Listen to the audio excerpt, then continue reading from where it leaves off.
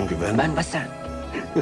Doğrusu hiç Devletime inanmazdım ki ihanet halife seni affedecek. etmem. Senin halifen bana Çünkü ahvelenmiyor. bu devletin ekmeğini yiyip ihanet eden Akideme, gün gelir halkıma, ekmek yediği yerden özüme hayanet şunu bahasına. da yer. Yer mi? Kim bilir Yer. kaçta kaçı kaldı geriye. Ben Nefes satmak sayılı isteyeyim. alıp verdiğin benim de senin de. Hayırlı bir haber veren dostumsa hiç kalmamış bir kuruş. O için dehşet ki seni hesaplaşmak gözleyeyim. isteyenler peşimde. Kıracak iradeni, sarsılacak sil yüreğini. Bayırlarla çevrili. Ben özgürlükten vazgeçtim. Budur, indi sen benim esirimsin. Bildiğiniz her bayrağında benim terzisi. Meğer hayat senin için bir hiçtirmiş. Yok hapşi. Kim bilir belki varırsın sona bir tramvayla. Ya da hayatın armağan ettiği bir travmayla. Ya da son senin Şerefsiz ayağına gelsin hayat, bekle şerefsiz. saraylarda. Sence bir ömür geçer mi dans etmekle halaylarla? Halifeler Hatalarımda merhametine varım. Hatta muhtaç hatasızlıkla değil. gurur duyacak kadar alçalmadım. Sen anlamazsın asla. Günahsız sen sus konuşma kes yeter şarlatan. Senin elinde değil ki kader senden önce var yazan. Var mısın yok musun? Hər vaxtınız xeyir dəyərli dostlar. 1 iyul tarixi Babək Xürrəminin doğum günüdür. Bilirəm ki, cəmiyyətimizdə Babək şəxsiyyətinə münasibət bir mənalı deyil. Bəziləri onu İslama qarşı vuruşan kafir adlandırır, digərləri onu azadlıq qəhrəmanı hesab eləyir. Babəki hətta müsəlman adlandıran da tapılar aramızda yəqin ki. Babək çox ziddiyyətli və keşməkeşli bir dövrdə, zamanda və məkanda dünyaya gəlib, sadə bir ailədə. Anası Mahruh xanım Azərbaycanlıdır mənbələrə əsasən və müsəlman dini qəbul etməyib. Atası haqqında müxtəlif mənbələrdə müxtəlif məlumatlar var. Əsasən fars, ərəb kökənli adlar səsləndirilir və onun hətta aramaik kökənli olduğunu da bildirənlər var, yazanlar var. Atası Savalan dağı yaxınlarında öz işinin başında olanda, işinlə məşğul olduğu bir zamanda qətlə yetirilib, tacirdir, bilirsiniz. Dedi ki, çox mürəkkəb bir zamanda və məkanda dünyaya gəlib və yaşayıb.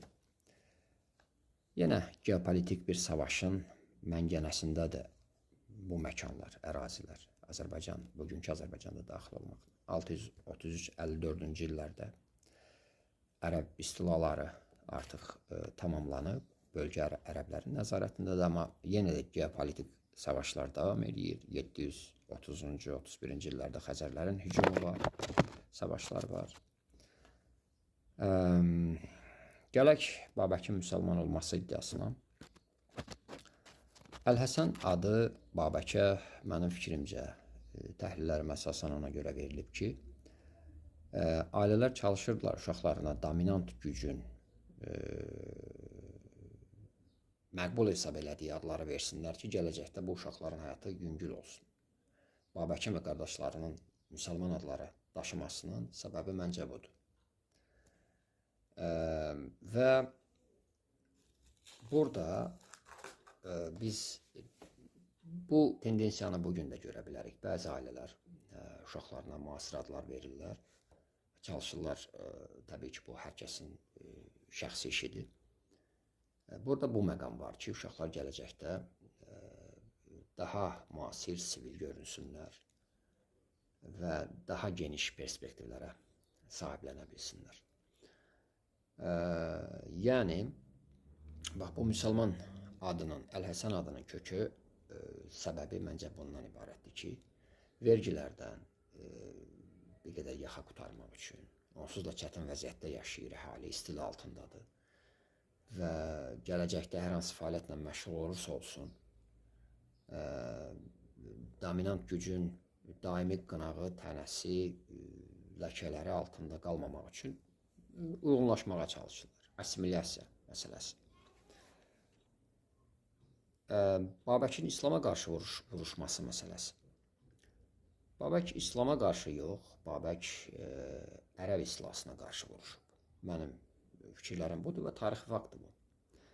Çünki bölgə işğal olunub, işğal altındadır və bildiyimiz o saf, təmiz, dini doğmalar, normalar tətbiq olunmur. Hər ərəb əskəri, zabiti istədiyini eləyir. ərazilərdə. Və deyək, Babəkin kafir olması məsələsi, yəni başqa dindən olması məsələsi, Babək atasını itirəndən sonra erkən yaşlarından əmək fəaliyyətinə başlamağa məcbur olur. Əvvəlcə Təbrizdə bir ərəb sərkərdəsinin yanında 2 ilə yaxın müddət çalışır. Yəqin ki, haqsızlıqlar falan görür. Daha sonra Cavidanla tanış olur. Bu Cavidan yerli bir məmurdur. Yəni, bugünün mülkədardır, sahibkardır. Cavidan və Əbu İmran zaman-zaman ərəb istilalarına qarşı baş verən hərəkətlara rəhbərlik eləyir. Sonra bir-birinlə savaşırlar. Yəqin ki, burada da bildiyimiz o tipik standart təxribat versiyaları işləyir. Bunları bir-birinə qarşı salırlar. Və Cavidan dünyasını dəyişəndən sonra Babək onun rəhbərliyi elədiyi Hürrəmilər hərəkatının başına keçir. Nədir Hürrəmilər hərəkatı? Hardan gəlir? Hürrəmilər hərəkatının kökü məzdəkizmə dayanır və məzdəkilik zərdüştlüyün bir qədər saflaşdırılmış forması olduğunu iddia eləyirdi. Bilirsiniz, məzdək özü də edam edilib. Dualist bir dindi zərdüştlük kimi xeyir və şərin mücadiləsindən bəhs eləyir. Zorakılığa tam qarşıdır məzdəkilik, amma düşmənlə savaşırsınızsa zorakılıq icazə verilir. Məzdəkilik bildiyimiz kommunizmin ilk carçısıdır. İlk ideyaları kommunizmin oradan gəlir. 18-19-cu əsr mütəfəkkirlərinin də fikirlərində bu barədə qeydlər var, yazılarında. İcmaçılıq, teamwork, komanda işi. Birlikdə işləyəcəksiniz, birlikdə yaşayacaqsınız. Və Xürrəmlər xüsusi mülkiyyəti məzdəkilərdə olduğu kimi hər şeyin, bütün pisliklərin, kötülüklərin anası hesab edirdilər. Və burada 2 yanaşma var. Məzdəkilər və Xürrəmlər nə istəyirdilər? Bir yanaşma bundan ibarətdir ki, onlar bütün nəsnələri, əşyaları ümumi mülkiyyətə keçirmək istəyirdilər ki, bura qadınlar da daxildir. Bir yanaşma bundan ibarətdir ki, Xürrəmlər ədalətli bölgü aparmaq istəyirdilər, bunu təşkil eləmək istəyirdilər və poligamiyanın, yəni çox arvadlığın qarşısını almaq istəyirdilər. Məncə ikinci versiya daha ağlabatandır. Fikirlərinizi şərhlərdə yaza bilərsiniz. Və Babək Xürrəminin sonraki taleyi sizə məlumdur. 20 ildən artıq bir dönəm ərəb xilafətinə qarşı vuruşur, dediyindən dönmür. Afşinin və Səlibin Sumbatın cəhdləri nəticəsində yaxalanır. Samara şəhərinə aparılır, orada qəddarcasına edam olunur. Və qəribəlik burasındadır ki, və o bumerang qanunun işlədiyini biz görürük. Afşinin və Səlibin Sumbatın da taleyi Babəkin taleyindən qat-qat ağırlı və acılı olur. Babək uzun müddət bundan sonra unudulur. Təbii tarixi obyektiv səbəblərdən və bir də Azərbaycan xalqının onu unutması mənim üçün daha ağırlıdır açığı. Və kommunist ideologiyası Sovet İttifaqında bərqərar olduqdan sonra Sovet İttifaqı Minoriskinin və digərlərinin elmi tədqiqatlarından sonra Babəki kəşf edir, yenidən ortaya çıxardır və Babək Azərbaycanda, Azərbaycan SSR-də milli qəhrəman elan olunur. Babəki qəhrəman elan edən başqa bir dövlət var. Rıza Şah Pəhləvinin İranı. Və çox güman ki, o bizimdir, sizindir mücadiləsi burada da işləyib.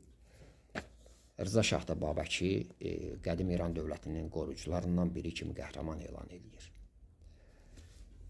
Hər bir halda Babək haqqında mənim fikirlərim, son fikirlərim bundan ibarətdir ki, adam kifayət qədər cəsur, ürəkli,